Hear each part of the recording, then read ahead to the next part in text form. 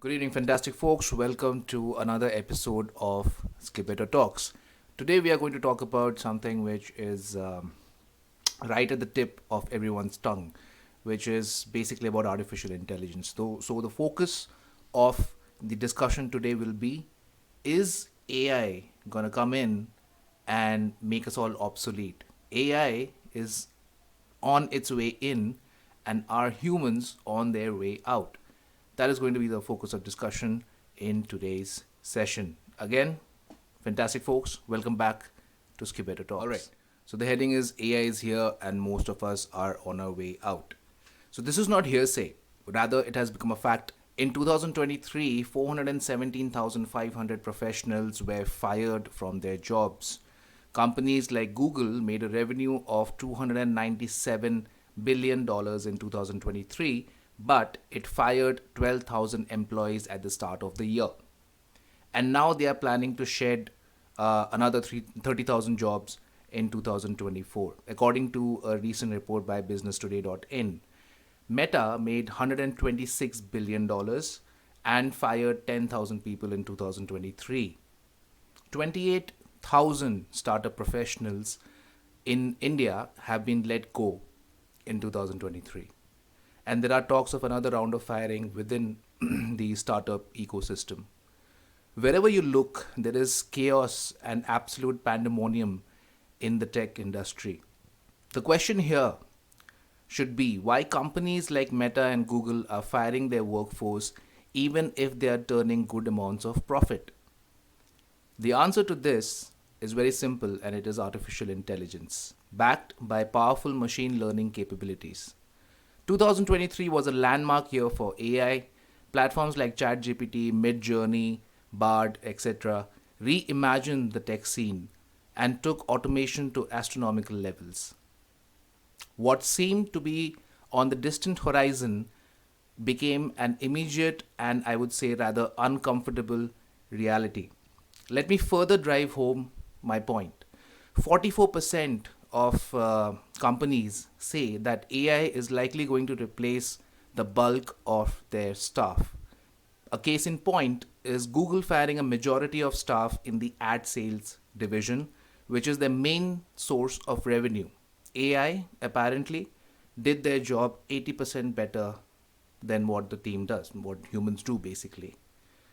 When it comes to customer support, graphic designing, data entry, and market research analysis, new AI platforms are performing better and better. We have to understand that the primary business of business is to make profit. And if they can find an intelligent system that can eliminate the need for a human being, eliminate the need of a human being, then they will likely invest in AI. A machine working 24/7 without taking any kind of, let's say, a coffee break, without asking for health insurance, and also minimum wage. It doesn't even ask for minimum wage. It is a very lucrative replacement which will enhance a company's top line with the advantage of saving on their bottom line. An example would be how the tech industry in the US started outsourcing their work to countries in the Asian subcontinent due to the availability of cheap talent and labor. All this to improve their profitability. That's how the top 10% of high net worth individuals control 85% of the world's wealth. Should we look at capitalism and focus on the sensible path of socialism? Well, that is a discussion for some other day. In India, if you look at startups, they have heavily invested in AI tools to drive profitability while reducing manpower cost. In a recently published report, companies like Dukan have replaced 90% of their employees with AI. That's right, 90% of their employees with AI. Initially, whenever people used to debate this topic, many had the view that AI would give birth to new kind of roles, new kind of jobs, just like how data analytics led to the creation of a new role, that is data scientist, or how the profession of driver came into being with the advent of automobiles. But we need to understand it's a divide between haves and have-nots. The majority of the population, especially in India, cannot even type on a laptop. How can we expect them to operate AI models without skill based education? What will happen to the manual laborers or students with just diplomas from various unknown colleges and skill training centers? Take the case of a JCB. It can do the work of 100 men on its own. That's 100 fewer mouths to feed, if I put it unceremoniously. If top notch white collar professionals are being chucked out from their companies, like how we chuck out chaff from wheat, how do we expect technically untrained people to survive in the age of AI? This technology is called as the fifth industrial revolution, but we have seemed to forget that with every industrial revolution there is an immediate drop in employability. Make a note that I say employability rather than employment. Cars made the horse drawn cart obsolete, and electrical engines automated all but some employed in manual labor. The cotton spinning machine replaced the weavers and artisans, and it goes on and on. I am not bashing AI or saying that it is evil. I am just shedding light on the fact that this time, in the fifth industrial revolution, we are at a risk of further divide not only between the rich and the poor, but also the skilled and unskilled, rather. This time, we might not be able to catch up as quickly as we did in the previous industrial revolutions. AI has its positive applications too. Recently, AI has discovered a new class of antibiotics which can help us combat drug resistant viruses and bacteria. AI can be seen as a partner in human development, a tool which we can use to become a star faring species. Some say that AI is a natural extension of humanity, where there is a symbiotic relationship. It is an eventuality in human evolution, and I honestly believe in that too.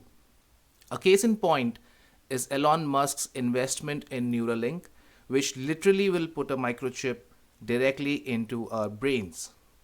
Maybe Robocop will also become an immediate reality. We have already integrated with bionics, as I point out to the next generation prosthetics.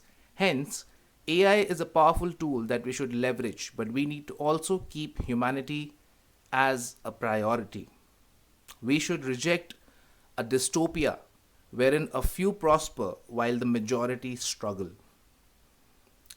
On a logical point, I call for more oversight. We have to rethink the applications of AI, and we should conduct a research ethically and responsibly.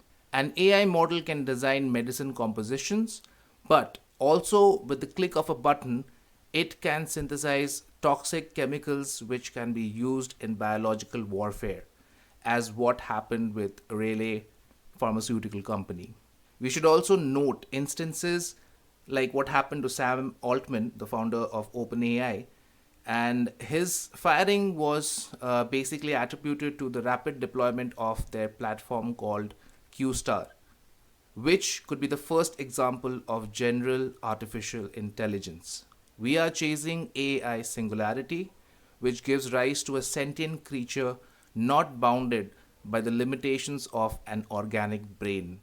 The European Union has come up with certain laws, and the Indian government is also planning on an AI summit to regulate this new technology. But as I say, are we at the cusp of a regime change?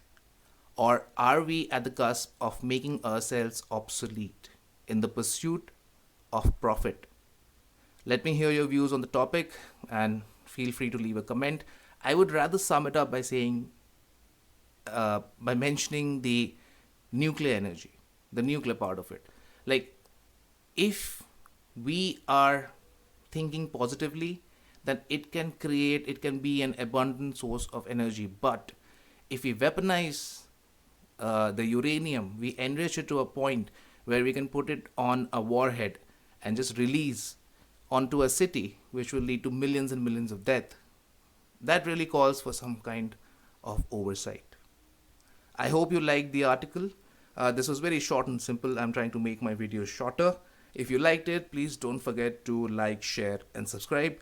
I will be coming back to you with more topics like these in the near future. So, thank you, fantastic folks. Hope to catch you soon.